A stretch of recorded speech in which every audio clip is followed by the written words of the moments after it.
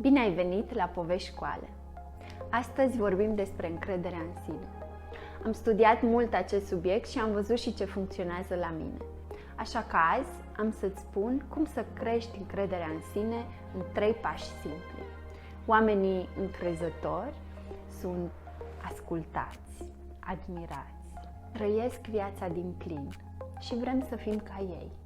Goethe spunea: învață să ai încredere în tine ca să știi cum să trăiești.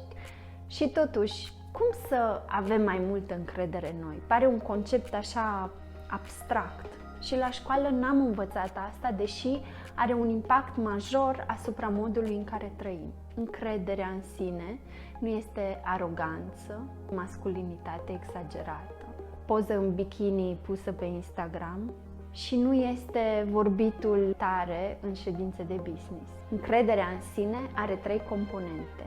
Eu sunt dispus să încerc lucruri noi. A fost odată un băiat și o fată și se iubeau nespus. Însă băiatul era speriat că fata îl va refuza, iar fata aștepta ca el să-i facă o propunere. Sfârșit. Ceea ce putea fi o poveste de dragoste, de o viață, nici măcar nu a început. La fel și cu proiectele din viața noastră. Dacă nu ne dăm voie să încercăm, atunci nu vom reuși. Mie partea asta îmi vine mai ușor, pentru că frica mea cea mai mare e să ajung pe patul de moarte și să regret că nu am încercat ceva ce mi-am dorit.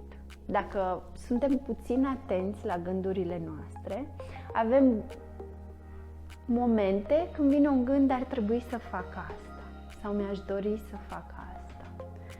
Dacă asculți, idei de genul ăsta îți vin mereu. Dar apoi vin toate motivele pentru care n-ar trebui să faci asta. Vă dau un exemplu. Seara, înainte de culcare, mi-a venit un gând. Ar trebui să-mi încep un canal de YouTube, să vorbesc despre psihologie, care e pasiunea mea.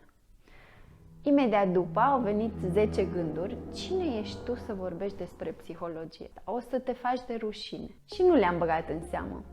Aici sunt, în fața dumneavoastră, și poate să fiu ridicolă, dar măcar știu că am încercat și ăsta nu va fi un regret pe patul de moarte. Earl Nightingale spunea că mulți oameni merg tiptil prin viață ca să ajungă în siguranță la moarte. Tu ce-ți dorești de la viață? Să ajungi în siguranță la moarte sau să trăiești din plin și să faci lucruri minunate? Să creezi. Dă-ți voie să încerci. Vine apoi pasul numărul 2. Eu fac ce mi-am promis. Hai să facem un exercițiu. Gândește-te la o persoană în care ai încredere absolută. Cum te face să te simți? În siguranță, liniștit, recunoscător, poate fericit. E minunat să ai încredere în cineva. Dar și mai minunat e să ai încredere în tine însuți. Să nu mai faci compromisuri când vine vorba de promisiunile pe care ți le-ai făcut tu ție. Dacă ai zis că te duci să alergi, nu lăsa să vină altcineva să-ți spună: avem de mers la cumpărături. Spune: nu pot. Fii integru cu tine însuți. Și în timp, dacă îți respecti promisiunile, ajungi să ai încredere în tine. Că ceea ce tu spui se întâmplă. S-ar putea să nu vrei să faci ce ți-ai promis pentru că ți-e frică. Când aveam 26 de ani, am hotărât că voi face o călătorie solo în America de Sud. Cu câteva zile înainte de plecare, am avut un atac de panică. De ce am zis eu să fac asta? Unde mă duc eu de una singură? Etc., etc. Dar îmi făcusem această promisiune și n-am mai dat înapoi. Nu doar că nu mi s-a întâmplat nimic, dar am crescut enorm făcând această călătorie. Curajul vine înainte de competență. Și am să repet asta.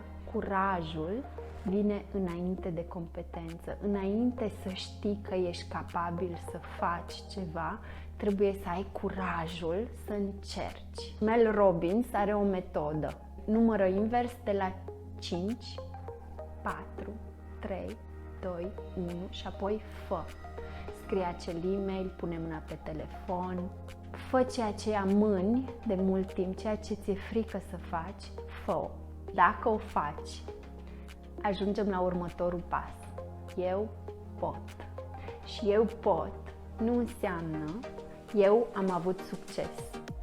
Eu pot înseamnă mi-am dat voie să încerc, am încercat, am învățat și acum sunt mai competent decât eram înainte, pentru că am toate aceste învățături pe care înainte nu le aveam.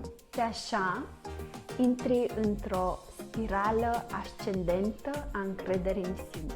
De asta cred eu că lucrul cel mai important în viață e să nu ne oprim din învățat, din a deveni din ce în ce mai competenți, indiferent la ce, ceea ce ne dorim noi.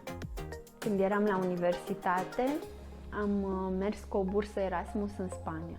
Dacă nu mergeam cu această bursă, nu aș fi avut curajul să merg în America Latină, pentru că acum știam spaniolă. Și așa mai departe. Acum am și eu ceva care mă sperie, ceea ce e minunat. Sunt pe punctul de a-mi deschide un business. Mi-e foarte, foarte frică. Și cred că se întâmplă asta pentru că nu prea îmi dau voie să încep. Am niște gânduri care îmi spun: tu nu ești un antreprenor, tu ești un angajat.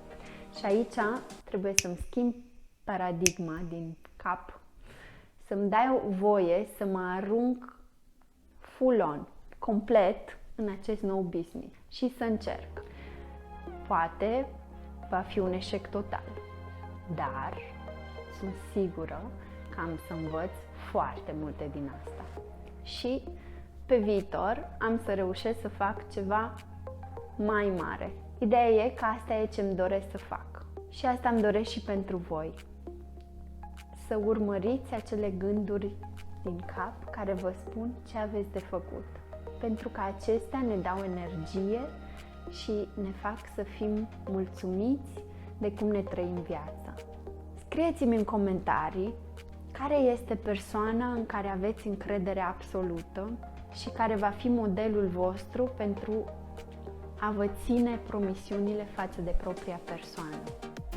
Dacă v-a plăcut acest video, dați like și subscribe. Vă mai aștept la povești cu Ale.